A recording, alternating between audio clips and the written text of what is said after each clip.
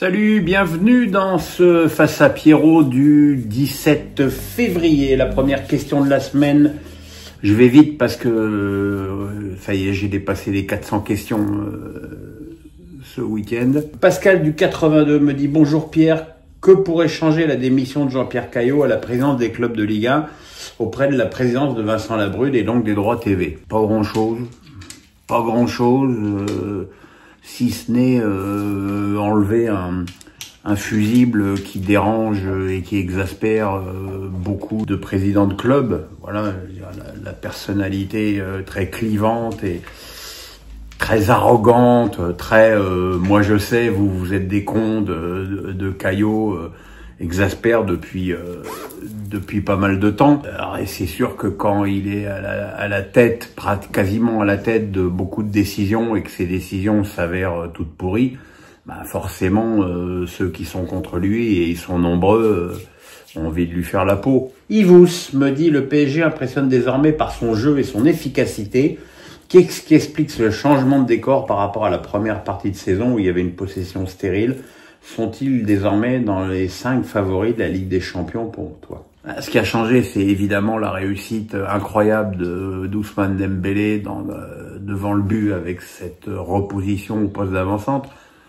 Et c'est vrai que Ousmane a vraiment le profil pour jouer avant-centre dans le football prôné par Luis Enrique. Il participe au jeu, il défend, il se déplace.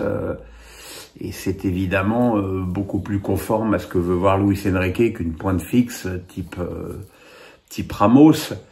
Je pense aussi que l'éclosion de Désiré Doué, le retour en forme de Barcola sont aussi pour beaucoup. Il faudra entendre un peu que Kvaratskhelia soit un petit peu plus adapté à son nouveau club pour voir son hypothétique apport.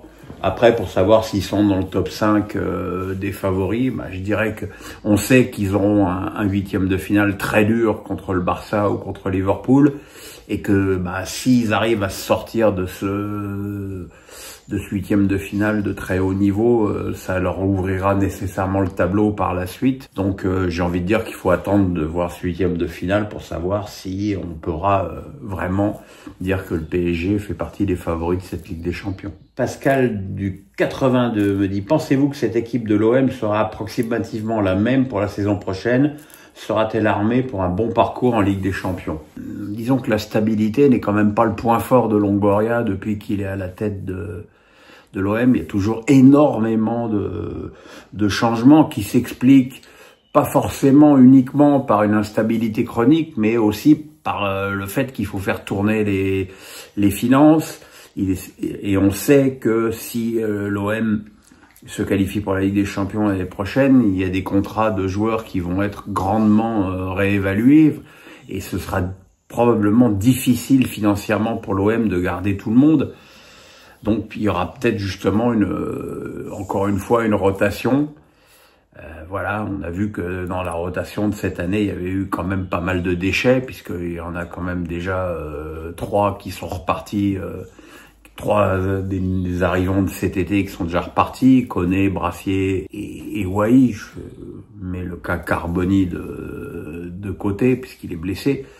Donc voilà, c'est une question de stabilité et de choix. Ludovic Gavard me dit « Même si je pense que c'est un coup de pression, si demain les Qataris se désengagent du PSG, que va-t-il se passer?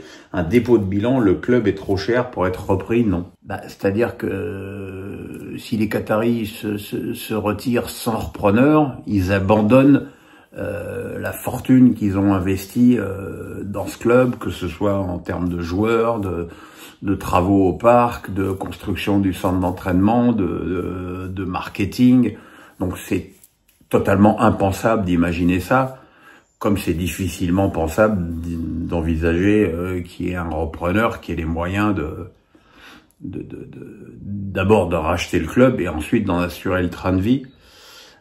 Voilà, je pense aussi que l'enjeu du rachat du Parc des Princes, qui va évidemment ressurgir avec le départ d'Anne Hidalgo, sera une très très bonne indication sur les motivations réelles des Qataris. Yvous me dit Toulouse qui refuse le jeu face au PSG B ou C. Si on laisse les autres aspects et on se concentre sur le terrain, n'est-ce pas là une des raisons majeures du désintérêt pour la Ligue 1? Le Real et le Barça dominent la Liga, mais trouvent des oppositions en face d'elle. C'est vrai que quand on voit le Barça ou le Real jouer contre des équipes très très mal classées, comme ça a pu être le cas, notamment la défaite du PSG face à l'Espanyol de Barcelone, qui était ou le match à Valence.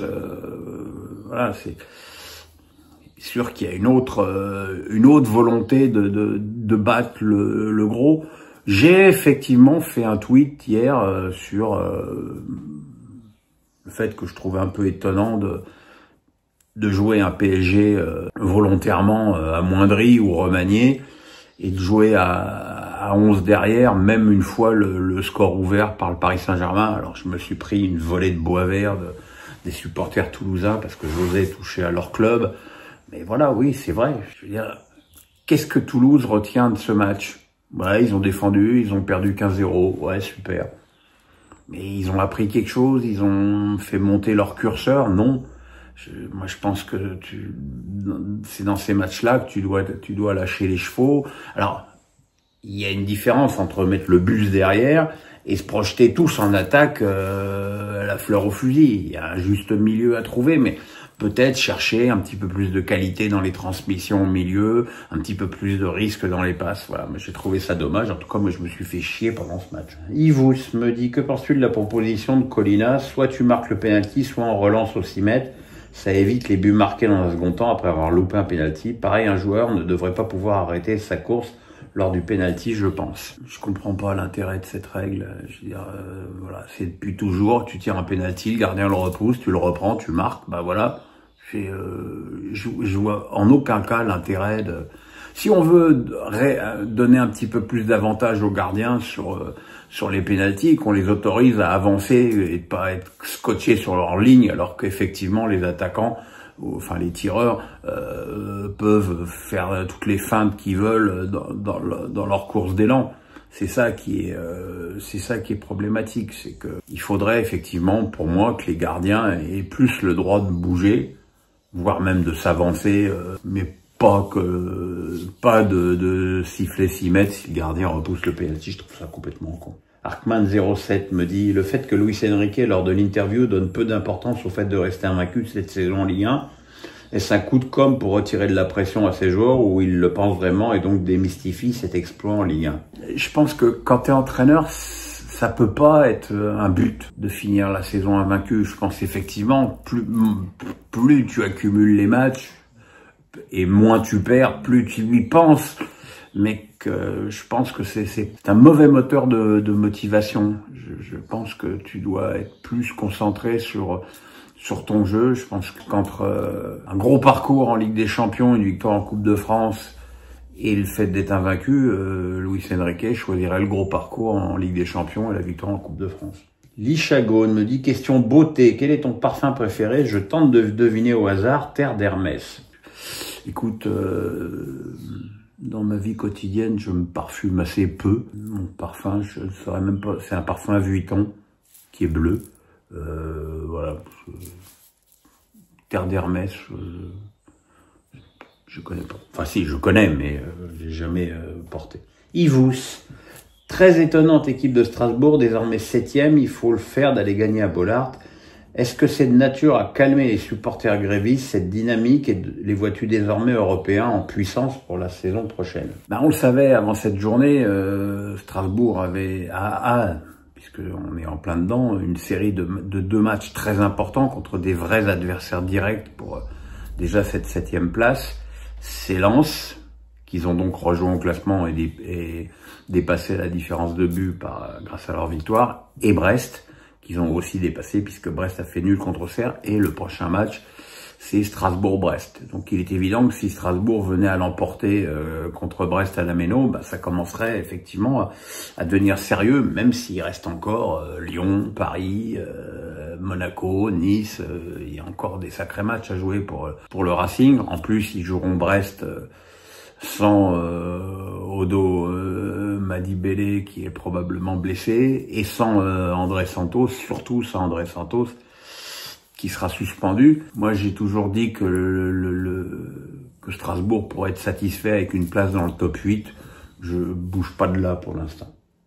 Quant aux supporters, ras-le-bol. Ludovic Gavard me dit, à la fin de ces 8 qui se profilent, que pouvez-vous conseiller à Cyril Hanouna? Pensez-vous réellement qu'il ira sur M6, mais n'ayant aucune liberté d'expression? Je pense que j'ai aucun conseil à donner à Cyril Hanouna. Je réitère, même si on me le reproche beaucoup, mon soutien à la chaîne C8, et je trouve ça lamentable de supprimer une chaîne et beaucoup d'émissions juste pour se faire un gars et une émission, puisqu'évidemment l'Arcom visait TPMP et Cyril Hanouna. Alors je peux comprendre que cette émission puisse hérisser le poil à beaucoup de monde. La question n'est pas là, mais bon, si le contenu de TPMP était sulfureux, on peut pas dire que l'émission sur les voitures, les animaux de la 8, l'énergie, Jordan Deluxe, il y a que la vérité qui compte. On peut pas dire que ces émissions-là avaient un contenu extrêmement sulfureux. Moi, je trouve ça scandaleux qu'on supprime la chaîne numéro 1 de la TNT pour des raisons politique. On reproche à Cyril Hanouna d'avoir une émission de droite, voire d'extrême droite. On ne reproche jamais à Radio France ou à Léa Salamé sur France 2 d'avoir une émission exclusivement de gauche. Voilà, je regarde ni l'un ni l'autre, donc je suis bien placé pour être neutre. Mais voilà, si t'as pas envie de regarder un programme, tu changes de chaîne. Et puis, si t'as envie d'avoir un contenu de gauche, tu regardes Quotidien. La liberté d'expression et la pluralité. Ludovic Gavard me dit, y a-t-il un problème avec l'arbitrage contre le Real? Le match de ce week-end me laisse perplexe. Il n'y a jamais un match tranquille avec le Real. Où ça hurle au scandale parce que ils ont été honteusement avantagés par un penalty cadeau, ce qui est souvent vrai. Soit ils sont totalement désavantagés par l'arbitrage, ce qui est le cas depuis plusieurs matchs maintenant, ce qui est vrai aussi. Ce qui est sûr, c'est que les arbitres espagnols sont extrêmement mauvais. Celui du dernier match, là, où Osasuna a été catastrophique. Je pense qu'il y a 1, voire 2 pénaltys pour le Real en première période. Il a surtout failli dans la mission numéro 1 d'un arbitre, c'est de protéger les joueurs, parce que si ça continue comme ça, Mbappé va finir par être gravement blessé par les attentats des défenseurs adverses.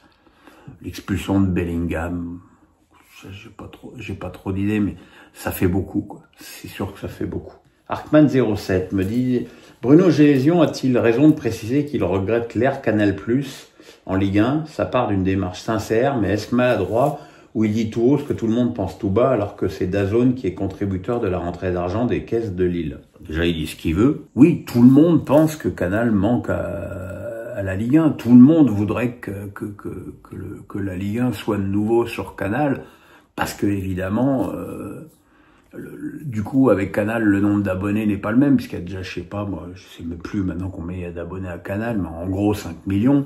Bon ben voilà, tout de suite, tu récupères une aura et puis une audience beaucoup plus importante pour la Ligue 1. Donc oui, il dit tout haut ce que tout le monde pense tout bas, et finalement c'est son droit.